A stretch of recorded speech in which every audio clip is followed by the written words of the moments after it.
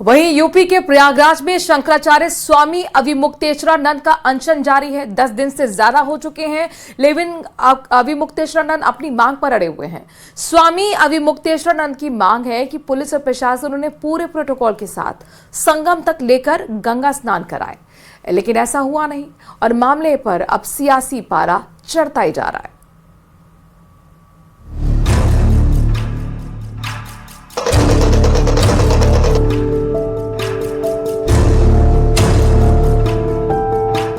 आम तौर पर तीर्थराज प्रयागराज में माघ मेला श्रद्धालुओं के लिए जाना जाता है।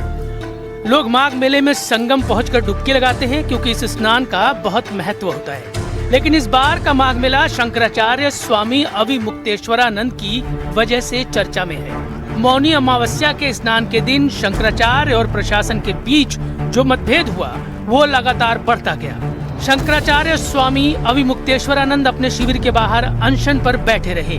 10 दिन से ज्यादा हो गए, लेकिन उनका अनशन खत्म नहीं हुआ। हाँ, इस मुद्दे पर सियासत जरूर शुरू हो गई है, क्योंकि विपक्षी दल लगातार शंकराचार्य स्वामी अविमुक्तेश्वरानंद का समर्थन कर रहे हैं। अखिलेश यादव ने तो सीधा मुख्यमंत्री योगी पर निशाना साधा, क्योंकि कुछ दिन पहले योगी आदित्यनाथ ने बिना नाम लिए शंकराचार्य स्वामी अविमुक्तेश्वरानंद पर निशाना साधा था, काल नेमी शब्द का इस्तेमाल किया था। अखिलेश यादव ने स्वामी अविमुक्तेश्वरानंद का समर्थन करते हुए उसी का जिक्र किया। कोई धर्म के खिलाफ आचरण करता है, क्योंकि ऐसे तमाम कालनेमी होंगे जो धर्म की आड़ में सनातन धर्म को कमजोर करने की साजिश रच रहे होंगे। हमें उनसे सावधान होना होगा, उनसे सतर्क रहना होगा। कालनेमी को याद करने वाले बताएं कि कलयुग के कालनेमी कौन है।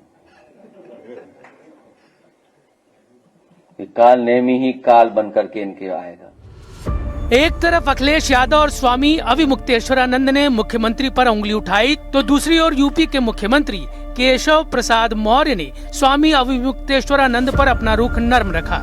इस वजह से स्वामी अविमुक्तेश्वरानंद के तेवर केशव प्रसाद मौर्य के लिए अलग दिखे, क्योंकि एक तरफ उन्होंने यूपी के मुख्यमंत्री को निशाने पर लिया और दूसरी तरफ राज्य के उप मुख्यमंत्री की तारीफ की। चरणों में प्रणाम करता हूं, प्रार्थना करता हूं, स्नान करें संगम में। और बहुत सारे जो भारतीय संस्कृति को मानने वाले हैं, पूजने वाले हैं, वह इसका इंतजार कर रहे हैं। मैं तो प्रार्थना कर सकता हूं।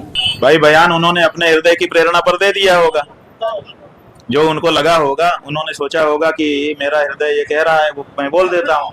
बोल देने के बाद जब वो पब्लिक हो गई उनकी बात, तब उनके ऊपर दबाव डाल दिया गया होगा। विवाद बढ़ा तो संतों के बयान भी आए। महाराज बालकदास और जगत गुरु परमहंस आचार्य जैसे संत स्वामी अविमुक्तेश्वरानंद पर जमकर भड़के। यार, आप साधु हो के कोई राजनीतिक दल या राजनीतिक कोई चाटुकार बन गए हो? मेरी ये समझ में नहीं आता है। आप वहाँ स्नान करने के लिए गए थे कि वहाँ बवाल खड़ा करने के लिए गए थे? दो लोगों ने इस माघ मेला को बदनाम किया, एक मुक्तेश्वरानंद ने, एक सतुआ बाबा ने। और मैं योगी जी से मांग करता हूं कि दोनों को माघ मेला से प्रतिबंध लगाइए कि माघ मेला में कभी आ न पाए। शंकराचार्य स्वामी अविमुक्तेश्वरानंद का अनशन कब तक चलेगा ये पता नहीं, क्योंकि वो अपनी मांगों पर अड़े हुए हैं। शंकराचार्य की मांग है कि पुलिस और प्रशासन उन्हें पूरे प्रोटोकॉल के साथ संगम नोज तक ले जाकर गंगा स्नान कराए, क्योंकि मौनी अमावस्या के दिन उन्हें पालकी और अपने शिष्यों के साथ वहां जाने की अनुमति नहीं मिली थी। प्रयागराज में संगम नोज वो पवित्र स्थान है जहां गंगा, यमुना और पौराणिक सरस्वती नदी का मिलन होता है। नाक के आकार का त्रिकोणीय स्थल होने के कारण इसे संगम नोज कहते हैं। कहा जा रहा है कि शंकराचार्य स्वामी अविमुक्तेश्वरानंद इसी जगह पर स्नान करने के लिए जाना चाहते थे, जिस पर बात इतनी बढ़ गई कि शंकराचार्य के शिष्यों और पुलिस के बीच धक्का मुक्की भी हुई थी, क्योंकि संगम नोज पर भारी भीड़ को देखते हुए प्रशासन ने शंकराचार्य को सीमित संख्या में पैदल जाकर स्नान करने का विकल्प दिया था, लेकिन वो इस पर राजी नहीं हुए। उनका कहना था कि उन्हें पूरे सम्मान और प्रोटोकॉल के साथ संगम ले जाया जाए, जो भीड़ की वजह से संभव नहीं बताया गया। और फिर लड़ाई बढ़ती गई और शंकराचार्य स्वामी अविमुक्तेश्वरानंद अनशन पर बैठ गए।